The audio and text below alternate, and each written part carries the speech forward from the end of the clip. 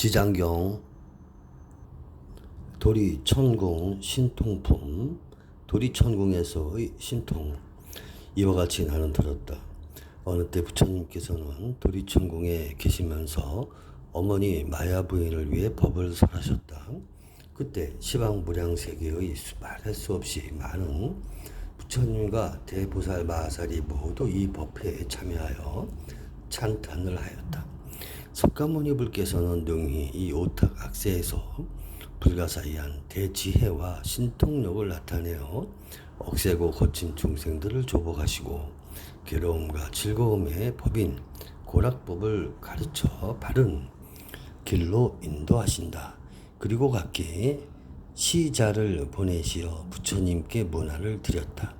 이때 부처님께서 미소를 머금고 백천만억의 대광명 구름을 놓으시니 곧 대원만 광명 구름이요 대제비 광명 구름이요 대지혜 광명 구름이요 대반야 광명 구름이요 대삼매 광명 구름이요 대길상 광명 구름이요 대복도 광명 구름이요 대공도 광명 구름이요 대귀의 광명 구름이요 대찬탄 광명 구름이었다. 이러한 광명의 구름을 놓으시고는 다시 여러가지 미묘한 음을 내셨으니 이른바 보시 바람일 음이요 지게 바람일 음이요 인욕 바람일 음이요 정진 바람일 음이요 선정 바람일 음이요 지혜 바람일 음이며 대자 대비 음이요 대희대사 음이며 해탈 음이요 무루 음이요 지혜 음이요 대지혜 음이며 사자후 음이요 대사자후 음이요 울레음이요 대울레음이었다. 이렇게 말로는 다 표현하기 어려운 음을 내시자 사바세계와 타방국토에 한량없이 많은 천룡 귀신들이 도리천궁으로 모여들었다. 곧 사천왕천, 도리천, 야마천, 도솔천, 화락천, 타와자재천, 범중천, 범보천, 대범천, 소광천, 무량광천, 광음천, 소정천, 무량정천, 변정천, 복생천, 복예천, 광과천, 엄식천, 무량엄식천, 엄식과실천, 무상천, 무번천, 무열천, 선견천, 선현천, 색구경천, 마예수라천, 그리고 비상, 비비상처천의 온갖 천인들과 용의 무리 귀신의 무리들이 법회에 모여들었다. 나아가 타방국토와 사바세계에 있는 해신, 강신, 하신, 수신, 산신, 지신, 천택신, 묘가신, 주신, 야신, 허공신, 천신, 음식신, 초목신 등의 모든 신들도 법회에 모여들었다. 또한 타방국토와 사바세계의 모든 큰 기왕들 이른바 악목기왕에서부터 담혈기왕, 담정기기왕, 담태란기왕, 행병기왕, 섭덕기왕, 자심기왕, 복리기왕, 대경, 귀왕에 이르기까지 모두 법회에 모여들었다. 그때 석가모니 불께서 법왕자의 문수사리 보살 마하살에게 이르셨다. 그대는 지금 이 세계와 타방세계, 이 국토와 타방국토에서 이 도리천의 법회에 참석한 불보살들과 천룡 귀신들의 수요를 알 수가 있겠느냐. 세존이시여, 저의 신통력으로는 천겁 동안을 헤아린다 할지라도 그 수를 알지 못하겠나이다.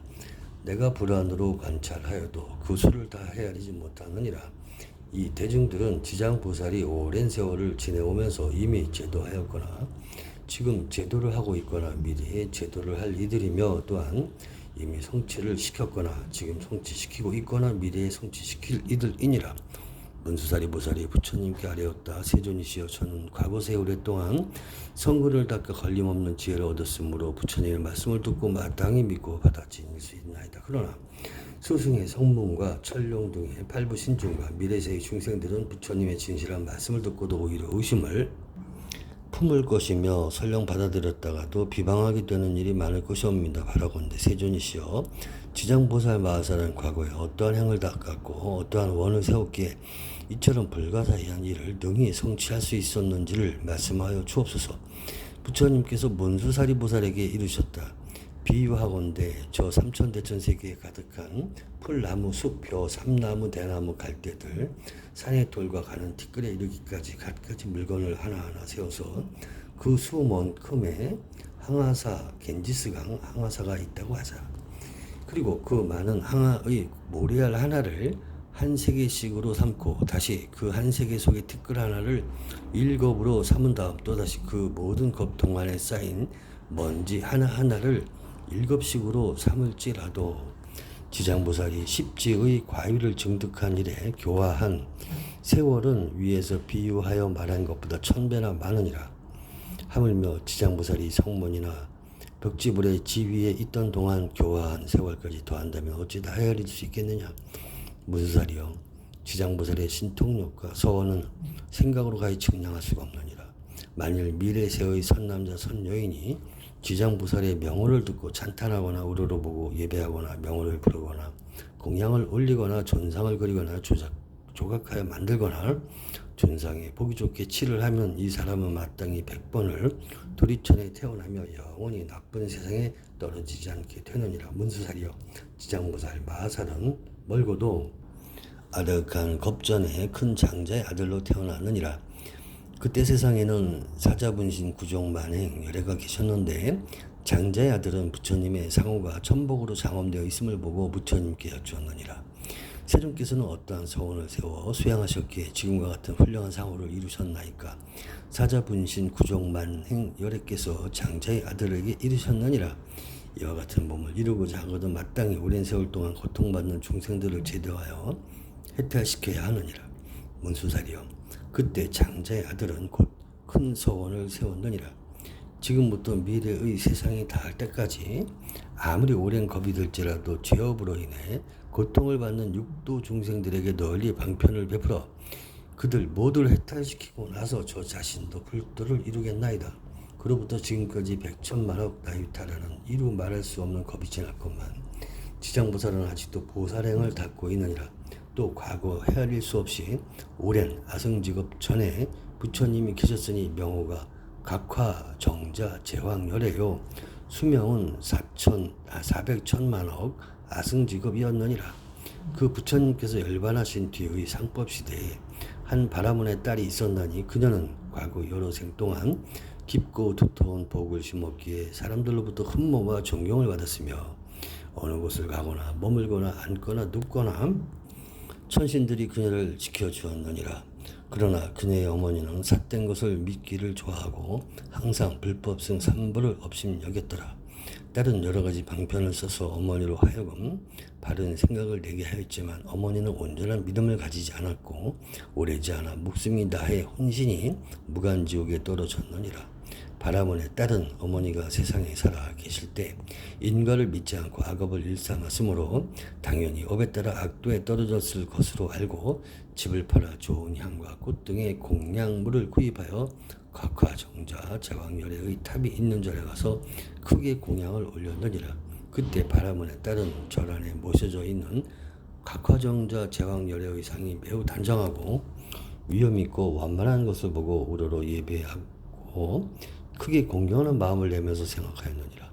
부처님께서는 큰 깨달음을 이루신 분이니 모든 지혜를 다 갖추셨으리라. 이 부처님께서 세상에 계셨을 때 부처님을 뵙고 여쭈었다면 돌아가신 어머니가 태어난 곳을 반드시 일러주셨으리라.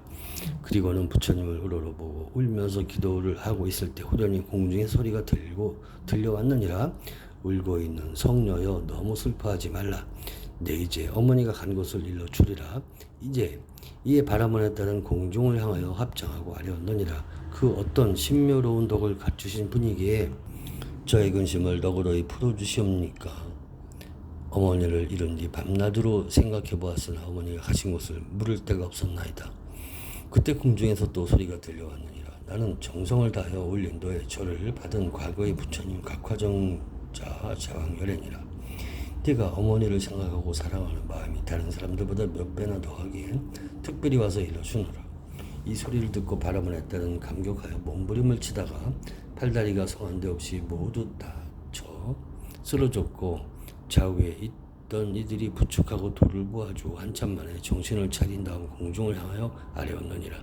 부처님이시여 인자하신 마음으로 저를 불쌍히 여기시어 저의 어머니가 태어난 것을 속히 일러 주옵소서. 저는 이제 몸과 마음을 가눌 수가 없고 곧 죽을 것만 같나이다. 각화정자 제왕열애께서 이르셨느니라. 공양 올리기를 마치거든 너는 곧 집으로 돌아가서 단정히 앉아 나의 명호를 생각하라. 그리하면 네 어머니가 태어난 것을 알게 되리라. 이에 바라문에 따른 곧 부처님께 예배를 드리고 집으로 돌아와서 단정히 앉아 어머니를 떠올리며 각화정자 제왕열애의 명호를 생각하였느니라. 그렇게 하루 낮과 하룻밤이 지났을 때 호련히 자신이 한 바닷가에 와 있음을 알게 되었느니라. 자세히 보니 그 바닷물은 펄펄 끓고 있었고 주위에는 몸이 쇠로 된 사나운 짐승들이 이리저리 날아다니면서 바닷속에 빠져 허우적거리는 수많은 남녀들을 다투어 잡아먹고 있었느니라. 또 보니 야차들이 있는데 그 형상이 가지가지여서 손과 발은 물론 머리와 눈도 여럿이요 입 밖으로 삐쳐나온 이빨은 날카롭기가 칼날이나 갈고리 같았느니라. 이들은 죄인을 사나운 짐승들 가까이로 몰아주거나 스스로 죄인들을 때리고 움켜잡아 다리와 머리를 한데 얽어 묶어 놓는 등 그 고통받는 형상이 천만 가지여서 차마 눈을 뜨고 볼 수가 없었더니라. 그러나 바라본에 따른 부처님을 생각하는 힘 덕분에 전혀 두려움을 느끼지 않았느니라. 그곳에는 무독이라는 귀왕이 있었는데 귀왕이 머리를 조아려 성녀를 경건히 맞이하며 말하였느니라. 착한 보살이여 어떠한 인연으로 이곳까지 오셨습니까? 바라문의 딸이 귀왕에게 물었느니라. 이곳은 어떤 곳입니까? 대철위산 서쪽에 있는 첫 번째 바다입니다. 철위산 안에는 지옥이 있다고 들었는데 그곳이 사실입니까? 참으로 지옥이 있습니다. 어떻게 하면 제가 그곳으로 갈 수 있겠습니까? 그곳은 부처님의 의실력과 업력 이 두 가지 인연으로만 갈 수 있을 뿐입니다. 성녀가 다시 물었느니라. 이 물은 어떤 연유로 저렇게 끓어오르며 어찌하여 죄인과 사나운 짐승들이 저다지도 많습니까? 연부제 인간세계에서 악한 짓을 하다가 죽은 중생들 가운데 49일이 지나도록 그를 위해 공덕을 지어 고난에서 건져주는 일이 없거나 살아있을 때 착한 인연을 지은 것이 없으면 본래 지은 악업대로 지옥에 가야 되므로 어쩔 수 없이 이 바다를 먼저 건너야 하기 때문입니다. 이 바다 동쪽으로 10만 유수를 지나면 또 한 바다가 있으니 그곳의 고통은 여기의 배가 되며 그 바다 동쪽에 또 한 바다가 있으니 그곳의 고통은 다시 배가 됩니다. 이 세 바다에서의 고통은 몸과 말과 뜻으로 지은 악업 때문에 스스로 받게 되는 것입니다. 그래서 이곳을 업의 바다라고 합니다. 지옥은 어디에 있습니까? 저 세 바다 속에 대지옥이요. 그 지옥의 수는 100천이나 되며 각각 차별이 있습니다. 큰 지옥이 18이고 다음으로 500이 있고 또 그 다음으로 1100이나 있는데 그 지독한 고초는 한량이 없습니다. 성녀가 또 물었느니라. 저희 어머니는 돌아가신 지가 얼마 되지 않았는데 혼신이 어느 곳에 가 있는지 알 수 없겠습니까? 보살의 어머니는 살아계실 때 어떤 일을 하셨습니까? 저희 어머니는 그릇된 소견으로 삼벌을 비방하였고 서로 잠깐 믿다가도 금방 공경하지 않았습니다. 돌아가신 지는 얼마 되지 않았으며 태어난 곳은 알지 못합니다. 어머니의 성씨가 무엇입니까? 저희 부모는 바라문 종족으로 아버지의 이름은 시라선견이요 어머니의 이름은 열제리입니다. 무덕귀왕이 합장하고 성녀에게 말하였느니라. 보살께서는 너무 슬퍼하거나 근심하지 마시고 집으로 돌아가십시오. 죄인이었던 열제리는 천상에 태어난 지 3일이 되었습니다.